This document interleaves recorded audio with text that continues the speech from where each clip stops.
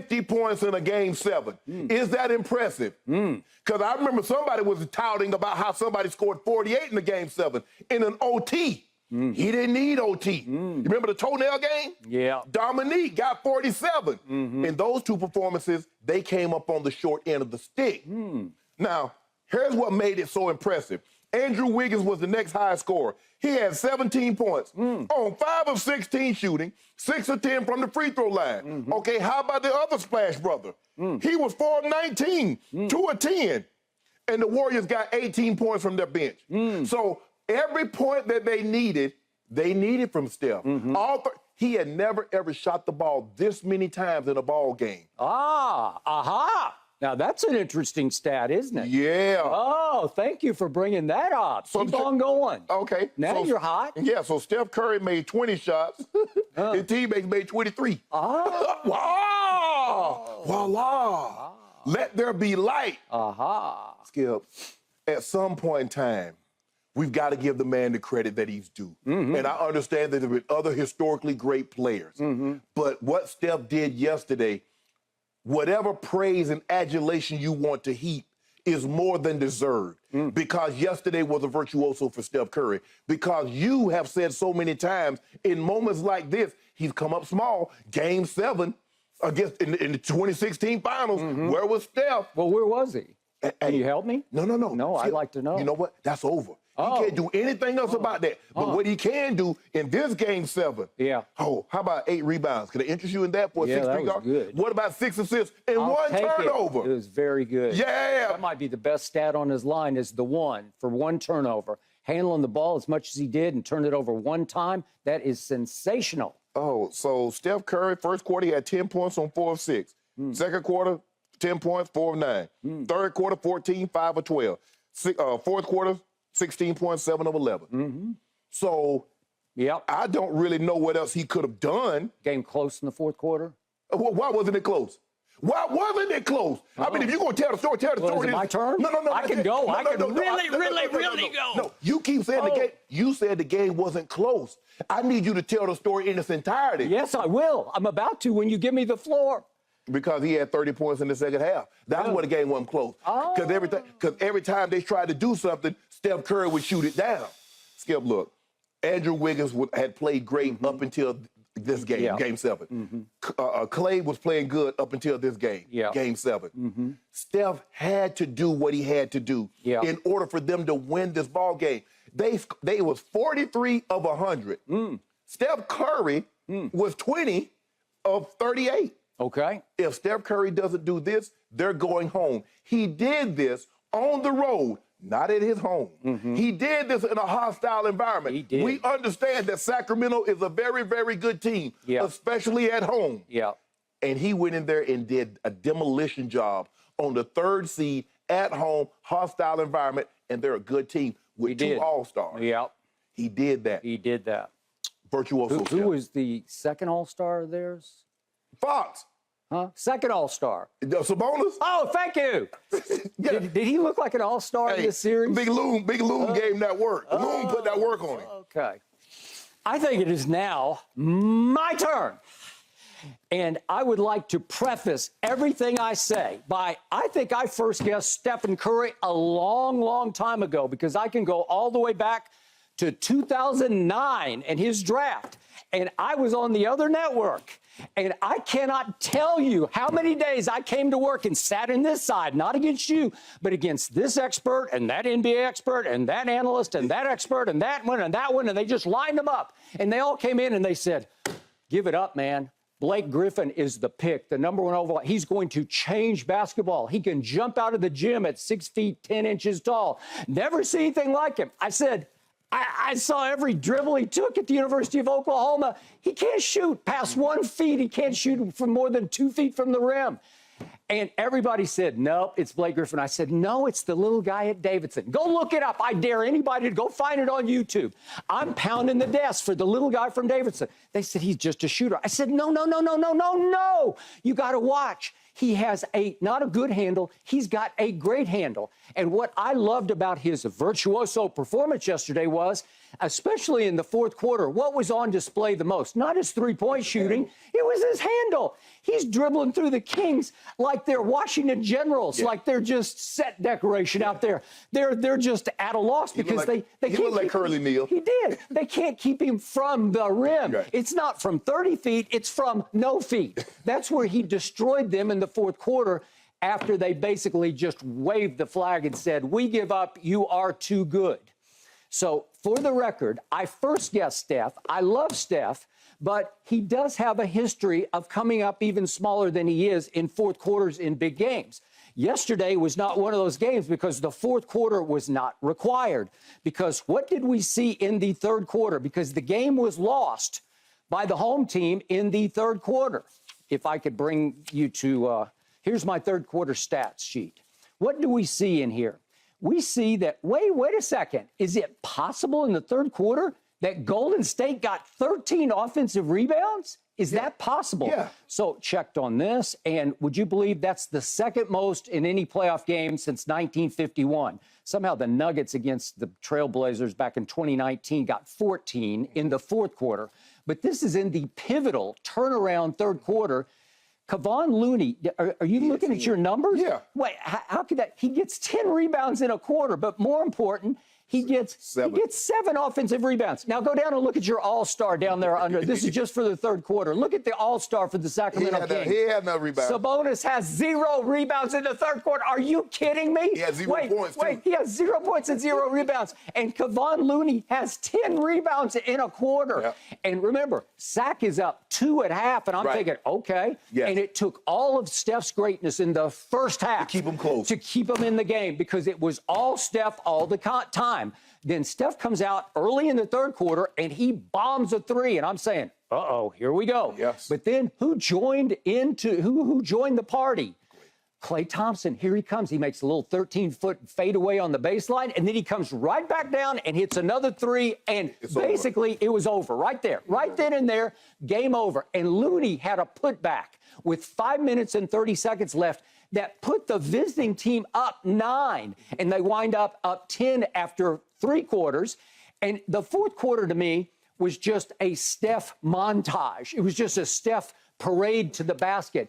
It was everything great about Steph against the Washington Generals, because the Sacramento Kings looked shot in the heart to me in the fourth quarter.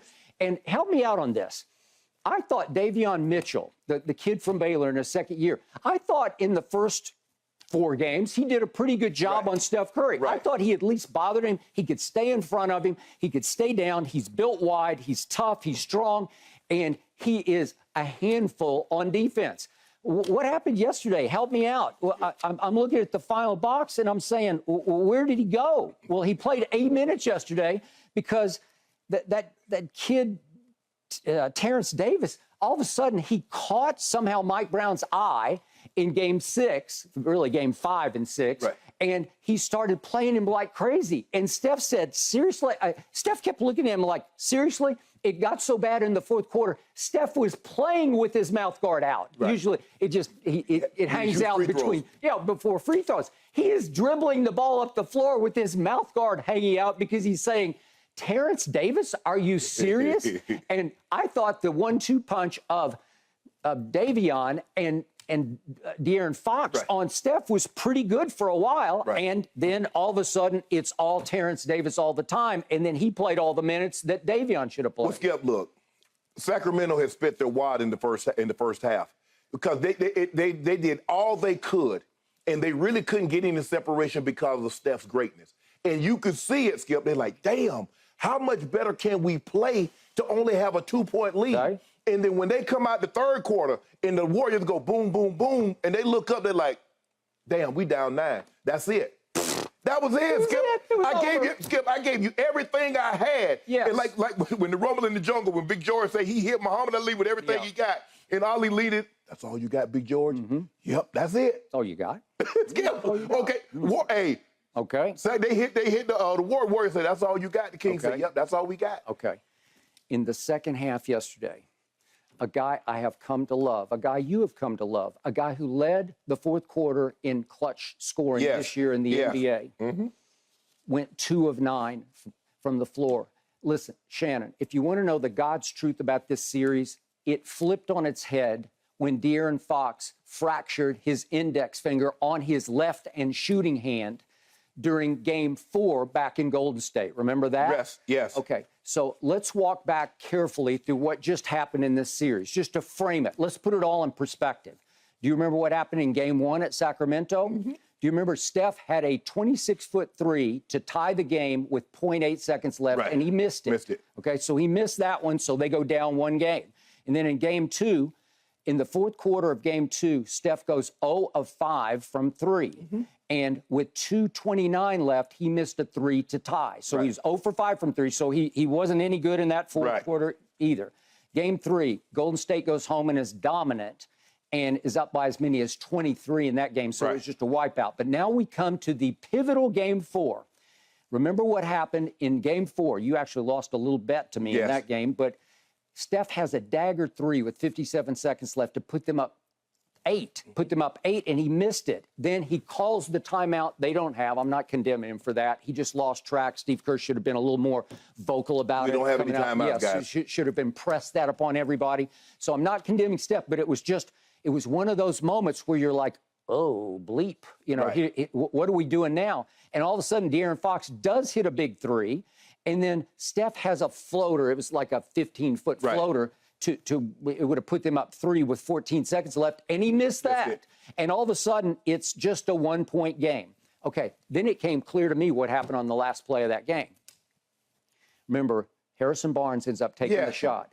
Well, not until after the game did we find out De'Aaron Fox, sometime in the fourth quarter, had fractured his finger.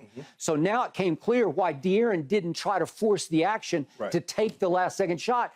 He's like, I don't know if he knew it was broken, but he knew it was really hurt, right? Because if you fracture the tip, you know and I know, it is on fire. It's not right, and you know it's not right, so you don't really trust yourself. Should I take the shot? Because this is for the series. Help me out. If Harrison Barnes or De'Aaron Fox makes a shot at that point, I don't think they overcome it. I don't think so. 3-1 going back to Sacramento for a Game 5? I don't think so, but Harrison Barnes was a little long. So I look at Harrison Barnes. Would you believe he wound up the series 6 of 25 from 3? That won't work, obviously. He was 1 of 5. You pointed this out. This was a week ago right now, that he was 1 of 5 in the game, and he wound up 1 of 6. And the whole series flipped because now De'Aaron Fox has got a broken finger. So what happens back in Game 5? De'Aaron Fox goes 9 of 25, 3 of 10 from 3. Steph was actually only 2 of 10 from 3 in that Game 5, but they hung on to win the game. Okay, now you're in the catbird seat because you're up 3-2 going home, and on Friday, both of us thought, okay, you're going to go win this game.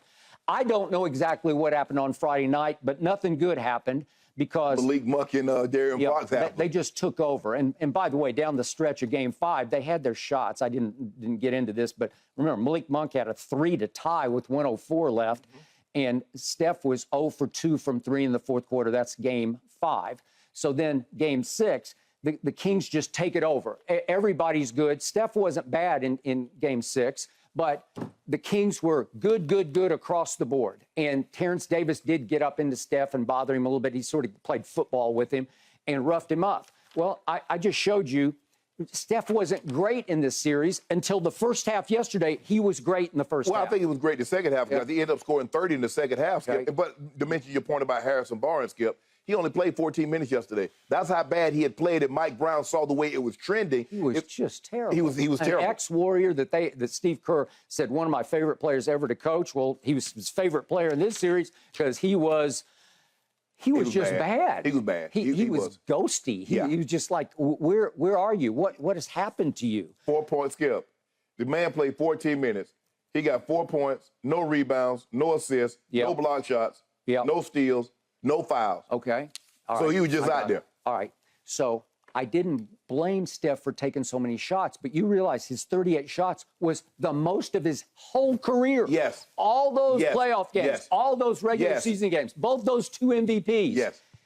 38 shots was the most he's ever taken. Yeah. And of all those great Game 7 high point totals, it was the most shots of all those guys who shot, because KD's game that we talked about, they lost in overtime, and it took overtime. Right. But KD took 36 shots in that Right. game, so it was too short, but it was overtime. Right. But KD hit the wall and was barely there in overtime. Correct. Okay, then the Dominique game, he had 47. 88. I remember that Yeah, game. I do too. But that was on 33 versus 38 shots. Right. And then Sam Jones had 47. I hope you don't remember this game. I It was in don't. 1963. I don't either.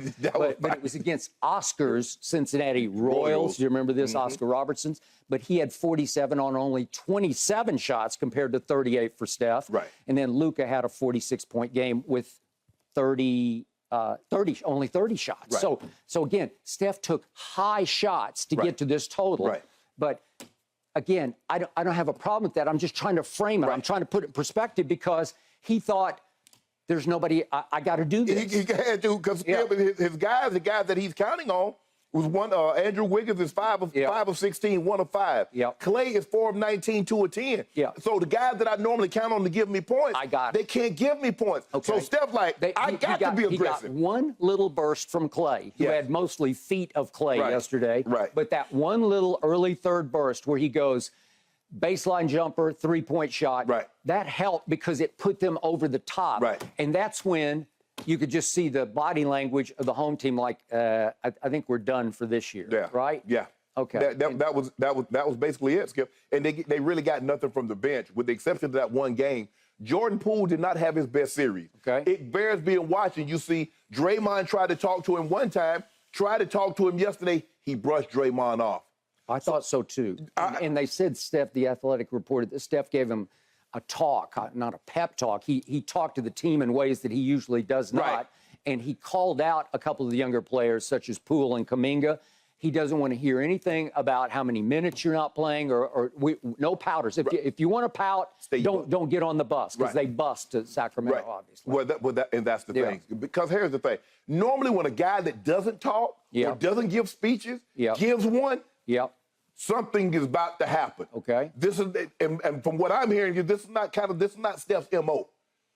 And so when he speaks, Skip, he's going to get your undivided attention, because he's a guy that doesn't say a whole lot. His actions speak for him. Yesterday, he's like, no, this is what I want to say. You guys are complaining about minutes. The reason why you don't get any minutes because you ain't doing a damn thing with the minutes that you get. Correct. And if you don't like it, don't get on the bus, because we'll be fine without you. Yeah, we won a lot of games without you. They did. Okay.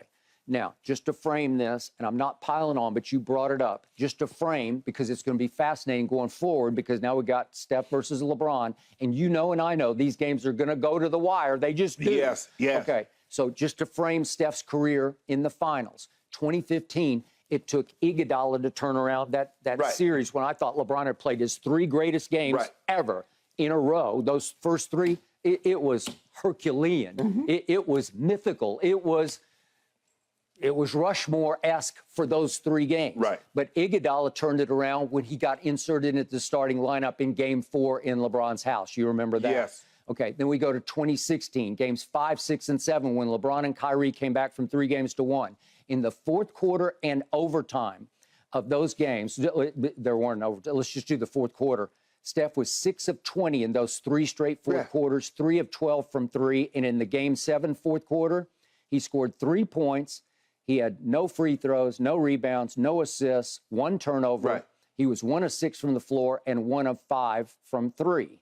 And in that game, his last make in that Game 7 came with 6:57 left in the game, and the rest of the way he went 0 for 5. Right. That's how they lost a 3-1 lead, was that one. Right. Then you remember Toronto. Let's do the fourth quarter and overtime of those finals. Steph shot 35% from the floor. He was 9 of 26. From 3 in the fourth quarter and overtimes of the 2019 finals, they lost to Toronto. He went 2 of 12 from 3 in the fourth quarter. That's 17%. Now, obviously, he didn't have KD, except for that little tweak burst, and then he lost Clay at the end. but he missed Game 6. He missed the walk-off 3 that would have forced a Game 7. So he wasn't great in the fourth quarter of those. And then 2022 is the MVP last year against the Celtics. I had Golden State, you had the Celtics. But in the fourth quarters of those 6 games, he went 2 of 12 from 3. So he's not been great in fourth quarters. Yeah, but he was great overall in that series because he averaged 31 points, 5 and 6. I agree. But I think the thing is, Skip, is that, yes, you're right. Maybe in those fourth quarters he wasn't great. But yesterday, he was sensational. Across the board, he was sensational. Yes. And they didn't need him to be clutch in the fourth quarter because the game was over. And he is, listen, I'm saying this very positively. He might be the greatest front runner I've ever seen in a good way, because if he smells your blood, he will pour it on and he will clown you in the fourth quarter. But you know what, Skip? When I was growing up and when you were covering the NBA, 20-point fourth quarter leads or 10-point, 15-point fourth quarter leads were safe.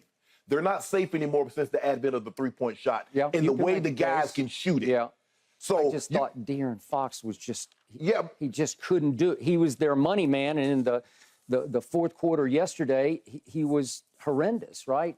What did he go? I just gave for the second half. He was 2 of 9. 2 of 9. He went 1 for 6 in the fourth. And 1 of 6. He was 1 of 5 from 3 in the second half. So you need your money man. You need Mr. Clutch to counteract, and he just wasn't there. Or somebody, or Malik Monk. I agree. You need one or the other to go nuclear and just say no. Like, somebody need to stand up to Steph, and once he starts front running to the point of clowning, then it's just over. He's doing dances on him. It is truly. It was. Did you ever see the Globetrotters? I did. Okay. I did. Okay. Wasn't it just like a Globetrotter exhibition in the fourth quarter? I've never seen anything quite like it. When they tried to get the ball out of his hand, they tried to trap him, and he split the double team, and he's up between his legs, behind his back. And it got so bad that I think that's his dad. They got a picture where his dad is saying, "They sleep now, son." He hits a shot, he comes up, and his dad is. Well, they just were. I've never seen like it. And listen, that young, I guess he's getting up there now. I think it was 34, 35. Yeah. He still has a great handle. Yeah. It's not on display all the time because a lot of times he's just shooting threes. Right. But when he needs to handle it's quick, hard handle. It's it's hard because he has extreme quickness. I don't know what he could run a 40-yard dash in, and I don't really care, but he's got extreme explosive quickness. What makes him so dangerous now, Skip, is that he's not afraid to put the ball on the floor and get to attack the paint.